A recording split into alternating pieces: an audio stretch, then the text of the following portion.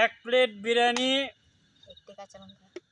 আর একটি কাঁচা লঙ্কা, মাত্র 20 টাকা। আজকে আমরা রান্না করব বিরিয়ানি। তো বিরিয়ানির জন্য আমাদের মাংস রেডি। মাংসগুলো আমরা অবশ্যই মাংসগুলো আমরা কাটাকাটি শেষ করলাম, এখন রান্না শুরু করব। তো প্রথমে আমরা সয়াবিন তেল ঢেলে নিলাম, পরিমাণ মতো তেল দিয়ে নিলাম। এখন আমরা পর্যায়ক্রমে এক একটা করে জিনিস দেবো, আপনারা দেখেন। প্রথমে আমরা দিলাম পেঁয়াজ, পরিমাণ মতো পেঁয়াজ। তারপরে আমরা হালকা পরিমাণ করে রসুন ইউজ করব। ভালোভাবে পেস্টটি পরে নেক। এরপরে আমরা পরের মশলাগুলো ব্যবহার করব, আপনারা দেখতে থাকুন।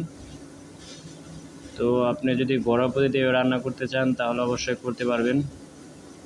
তো পেঁয়াজ রসুন আমরা সব কিছুই দিয়ে নিলাম।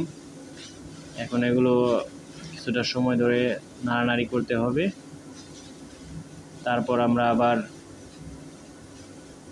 মাংসের মশলা দিয়ে নিব। এর মধ্যে আমরা লবণ, কাঁচামরিচ এগুলো দিয়ে নিলাম। পরিমাণ মতো লবণ দিবেন, একটু কম হলেও সমস্যা নেই, কিন্তু বেশি হলে আপনারা খেতে পারবেন না।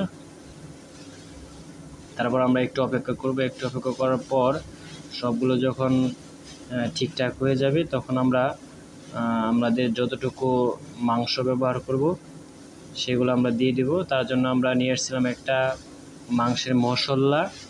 আমরা এখন মাংসের মশলা প্রয়োজন মতো ব্যবহার করে নিলাম। সাথে দিয়ে দিলাম সজের গুঁড়ো এবং আরও অন্য মশলা। এখন আমরা একটু লাড়াচাড়া দিয়ে নেই।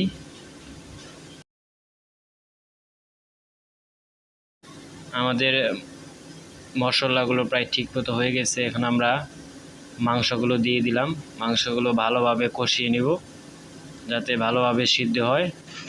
ভালোভাবে মাংসগুলো লাড়াচাড়া করে তারপরে আমরা কিছু সময়ের জন্য মাংসগুলো ঢেকে দেব যাতে সিদ্ধ হতে পারে।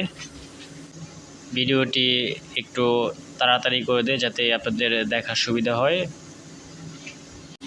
আমাদের মাংসগুলো কষানো হয়ে গেলে আমরা আগে থেকে গরম পানি করে রেখেছিলাম যাতে চাউলগুলো ভালোভাবে সিদ্ধ হয়। এখন আমরা পানিগুলো দিয়ে দিলাম এবং পানিগুলো হালকা পরিমাণ বলক উঠলেই আমরা আমাদের যে চাউল, আমরা পরিমাণ মতো চাউল দিয়ে দিব।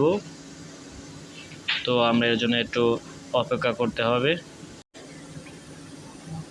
আমাদের পানি মোটামুটি অনেকটাই গরম এবং মাছগুলো উঠে গেছে। এখন আমরা চাউল পরিমাণ মতো দিয়ে দিব। আপনারা যতটুকু লোক হবেন ঠিক ততটুকুই চাউল তাদের জন্য কতটুকু প্রযোজ্য তা ব্যবহার করবেন। যে পরিমাণ মতো চাউল দিয়ে নিলাম। চাউল দেওয়ার পরে আমরা হালকা পরিমাণ আগুন আগে থেকে বের করে রাখছি যাতে আমরা বিরিয়ানির উপরে দিতে পারি। তো আমাদের বিরিয়ানি প্রায় হয়ে গেছে। এখন আমরা ঢেকে দিয়ে আমরা যে উপরে আগুনটা ব্যবহার করব।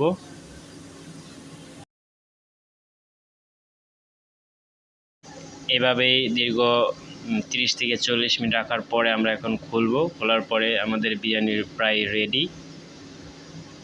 তো দেখুন আপনারা কত সুন্দর বিরিয়ানি তৈরি করে ফেললাম।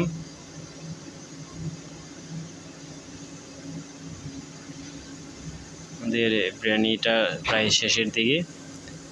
আমরা হালকা পরিমাণ নাড়াচাড়া করে রেখে দেব। তারপর আমরা আবার খাওয়া দাওয়া শুরু করব।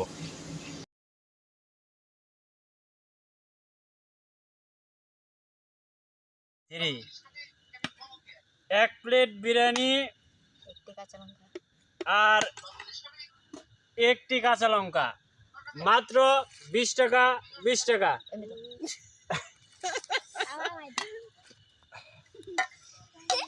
লাইন লেগে গেছে ভাই। ভাই একটু দাঁড়ান, দিব। করবেন না, কি করব না, তাড়াহুড়া করবেন না। এটা কার?